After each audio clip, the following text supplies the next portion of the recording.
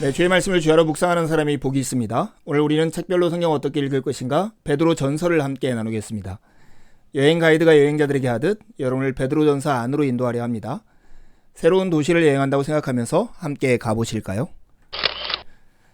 먼저 윤곽을 보고 잘 이해하기 위해서 베드로 전서 안으로 들어가 보겠습니다. 이 들어가기는 여행에 비유하면 관광 안내소를 방문하는 것과 같아요. 여행 안내소에서 도시에 대한 기본 정보를 얻듯이 우리는 들어가기 위해서 베드로전서에 대한 기본 정보를 얻을 수 있습니다. 베드로전서는 어떤 책일까요? 베드로전서는 고난당하는 그리스도인들을 위로하는 서신입니다. 박해자들에 대해 그리스도인답게 대응하는 방법을 가르치고 부르심에 합당하게 살라고 촉구합니다. 베드로전서 4장 12절에서 13절 말씀을 함께 읽어볼까요? 사랑하는 자들아, 너희를 연단하려고 오는 불시험을 이상한 일을 당하는 것 같이 이상히 여기지 말고 오히려 너희가 그리스도의 고난에 참여하는 것으로 즐거워하라. 이는 그의 영광을 나타내실 때에 너희로 즐거워하고 기뻐하게 하려 함이라. 베드로전서는 누가 언제 누구에게 쓴 편지일까요? 베드로전서는 책의 제목처럼 예수님의 제자 베드로가 쓴 편지입니다. 네, 바울의 동료였던 실라가 이 편지를 대필하고 있습니다. 기록한 연대는 AD 64년에서 65년으로 보이는데요. 바벨론이라고 지칭되는 로마에서 기록을 했습니다. 당시 로마를 유배지로 간주했던 유대인들과 그리스도인들이 이 바벨론이라고 하는 말을 통해서 로마를 지칭했기 때문입니다. 수신자들은 소아시아의 북서쪽에 있는 5개 지방에 있는 그리스도인들이에요. 베드로전서 1장 1절에 보면 예수 그리스도의 사도 베드로는 본도, 갈라디아, 갑바도기아, 아시아와 비두니아에 흩어진 나그네 이렇게 시작되는데요. 이곳은 지금으로 하면 터키 북쪽에 있는 지방들입니다. 주로 이방인 그리스도인들로 구성되어 있고 이들을 가리켜 흩어진 나그네라고 불렀습니다. 이 흩어진 나그네란 뜻은 유배된 포로, 유대인 디아스포라에 대한 언어 유희이죠. 베드로전서를 저작한 동기와 강조점은 뭘까요? 베드로전서 2장 2절에 3절 말씀을 기초해서 보면 그리스도를 믿는다는 이유로 일부 신자들이 박해를 당하는 상황을 크게 염려해서 이 편지를 썼을 것입니다. 그래서 강조점은 고난에 대한 문제와 하나님의 백성이 고난 가운데 살아가는 삶의 방식에 대한 것입니다.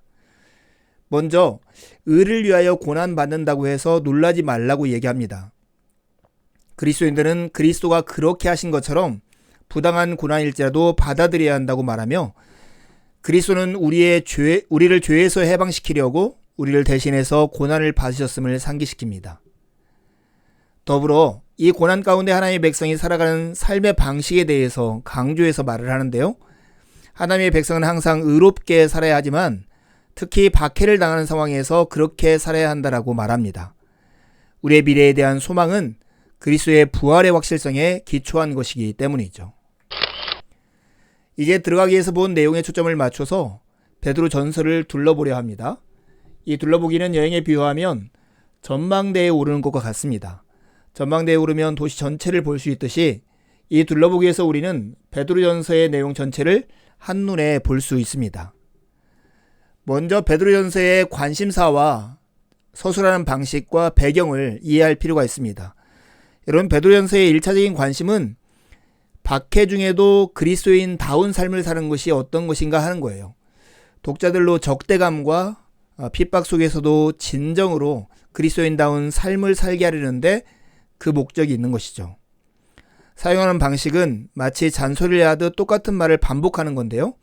관심사 중에서 첫 번째 것을 거론하고 이어서 다른 것을 거론하는 방식으로 이게 타원형 방식으로 끝까지 되풀이를 하는 형식을 취합니다. 제시하는 배경, 특별히 고난 중에 그리스도인다운 삶을 살아가는 이유, 그 배경에는 그리스도의 고난과 부활이 있습니다. 자신의 관심사들을 그리스도의 고난과 부활을 배경으로 제시하고 있는 것입니다. 이때 그리스도의 고난은 신자들의 구원을 위한 것이고 신자들의 삶을 위한 모범을 제공하는 것입니다. 그리고 그리스도의 부활은 현재 고난을 당하고 있는 신자들에게 소망을 제공하는 것이죠. 이제 베드로전서 전체의 구조를 살펴보려고 해요. 베드로전서 1장 1절에서 12절은 인사말과 함께 베레카, 즉 하나님을 향한 긴 찬양이 나옵니다. 1장 3절에서 12절까지죠. 그런 후에 세 가지 큰 주제가 나오는데요.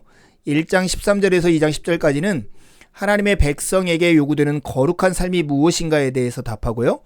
2장 11절에서 4장 11절까지는 부르심에 합당한 삶이 무엇인가에 대해서 답합니다. 특별히 다양한 이교도적 상황에서 그리고 적대적 상황에서 부르심에 합당한 삶이 무엇인가에 대해서 말합니다. 3부에서는 고난과 소망에 대해서 얘기하는데 4장 12절부터 5장 14절에 그 내용이 있습니다. 고난 중에 우리가 가져야 할 소망이 무엇이고 그 가운데 살아가는 그리스도인의 삶이 무엇인지를 소개하고 있는 것입니다. 베드로전서에 나오는 유명한 말씀 중에 하나가 너희 염려를 다 주께 맡기라 이는 그가 너희를 돌보심이라 하는 말씀이죠. 고난 중에 소망을 갖는 이유가 바로 여기에 있는 것이죠. 이제 들어가기 위해서 본 강조점에 초점을 맞춰서 베드로전서 안에 있는 몇 가지 내용을 주목해 보려 합니다. 베드로전서에 등장하는 특별한 단어들을 먼저 우리가 주목할 필요가 있는데요. 고난 11번 나오고요. 아나스트로페라고 하는 행실이라는 뜻의 단어는 6번, 하나님과 그리스도가 서로 9번, 22번, 하나님의 뜻이 4번, 성령이 8번, 선택과 부르심이 10번, 구원과 소망이 6번과 5번입니다. 이 고난 중에 하나님을 의지해서 우리의 부르심을 굳게 하고 소망 중에 살라고 하신 그 말씀이 강조된 단어에서 우리가 확인이 되죠. 그 밖에도 중요한 단어들은 하나님의 백성으로서 이 세상에서 나그네, 행인, 유배당한 자임을 상기시키는 단어들과 미래와 관련된 단어들, 유업과 영광 등을 통해서 우리의 소망을 진작시키는 내용들이 들어가 있습니다. 두 번째 우리가 주목할 것은 처음부터 끝까지 이어지는 주제, 그것인데요. 그 내용은 독자들이 당하는 고난입니다. 고난을 하나님의 구원 목적이라는 더 넓은 맥락에서 보도록 우리에게 촉구합니다. 이를 위해서 삼위 하나님의 사역을 강조하는데 이걸 통해서 우리를 격려하고 우리의 소망을 견고하게 하려는데 목적이 있습니다. 성부 하나님은 독자들을 이 세상에서 자기 백성으로 택하시고 부르셨습니다. 그러므로 그들은 고난을 하나님의 더 큰 목적과 관련해서 이해해야 합니다. 성자 그리스도는 그리스도의 죽음과 부활로 구원이 확실해졌으므로 그들인 소망 중에 살아야 할 이유를 제공하시죠. 특별히 그리스도의 구속사역, 그분의 고난은 우리를 위한 고난이었고 오늘 고난 중에 살아가는 사람들이 따라야 할 삶의 모범이 되기도 합니다. 성령 하나님과 관련해서는 이러한 삶을 살기 위해서 가능한 힘이 어디서 오는가? 이 모든 것은 성령의 능력을 힘입어야만 가능하다는 것을 말하죠. 고난을 하나님의 구원 목적이라는 더 큰 맥락에서 이해할 때만 우리 안에서 고난이 어떤 의미 있는 것을 분명하게 이해할 수 있는 것이죠. 세 번째 베드로전서에 주목할 것은 베드로의 관심이에요. 베드로의 관심은 고난 중에 있는 그리스도인의 생활 방식에 대한 관심인데요. 크게 두 가지 생활 방식입니다. 하나님의 백성으로 살아가는 방식과 고난에 대응하는 방식입니다. 이것을 이해하기 위해서는 그리스도인의 신분과 그리스도인의 역할에 대해서 이해할 필요가 있는데요. 그리스도인의 신분은 순례자적 신분입니다. 베드로전서에서는 그리스도인을 나그네, 행인 이렇게 표현을 해요. 이 땅에서 그리스도인들은 나그네와 행인입니다. 비록 하늘에서 하나님의 유업을 받을 자가 될 것임에도 불구하고 현실적으로 나그네인 것이죠. 그래서 이 땅에 체류하는 동안 하나님 나라의 삶을 살아야 한다는 것을 반복적으로 상기시킵니다. 그리고 이 땅에 살아가는 동안 그리스도인의 역할은 제사장적 역할을 가지고 있습니다. 하나님 나라의 삶을 통해 그들을 핍박하는 이교도들을 위해서 하나님과 그들 사이에 제사장적 백성의 역할을 수행해야 하는 것입니다. 그 결과 핍박하는 이교도들도 구원을 얻게 될 것이기 때문입니다. 이 사명은, 이 역할은 이스라엘이 실패한 소명이었고 열구의 복이 되는 소망의 성취이기도 합니다. 네 번째로 우리가 베드로전서에 주목할 것은 베드로전서 2장 18절에서 3장 7절까지 나오는 내용을 이해하기 위해서 1세기 가정에 대해서 알아야 하는 것입니다.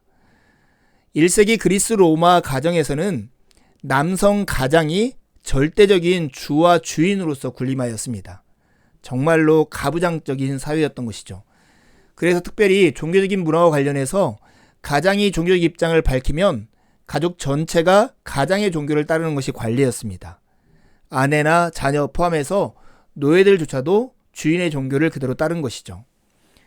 그래서 2장 18절부터 3장 7절까지 나오는 이 권면의 배경이 이런 것이죠. 베드로는 일부 가정의 노예들과 부인들이 이런 관리를 따르지 않는 상황에서 권면하고 있는 것이고요. 3장 7절에서 남편들에게 권고할 때는 가장과 그의 가정이 모두 그리스도를 따르고 있는 상황을 전제하고 있는 것입니다. 그래야 이 부분이 이해할 수 있는 것이죠. 여러분, 성경 전체 이야기 속에서 베드로 전서의 위치는 어떤 걸까요? 신약성경 대부분의 하나님 나라 백성들이 상호관계에서 어떻게 살아야 하는지에 관심을 둡니다. 따라서 특별히 신자들이 적대감을 가진 이교도들에게 고난을 당할 때 그리스도처럼 반응하는 것에 초점을 맞춘 베드로 전서와 같은 서신이 성경 이야기에 포함되어 있다는 것은 매우 중요합니다. 이제 성경을 펴보실까요? 할 수 있는 대로 반복해서 베드로 전서를 읽으시고요. 읽으면서 배우거나 묵상한 것을 기록해 보십시오. 가까운 누군가와 기록한 것을 서로 나누어 보시고요. 다시 한번 강의를 들으면서 정리해 보십시오. 읽고 묵상한 내용을 가지고 하나님 앞에 나가서 기도를 드리십시오. 하나님의 은혜가 아침 햇살처럼 여러분 영혼 안으로 들어올 것입니다. 감사합니다.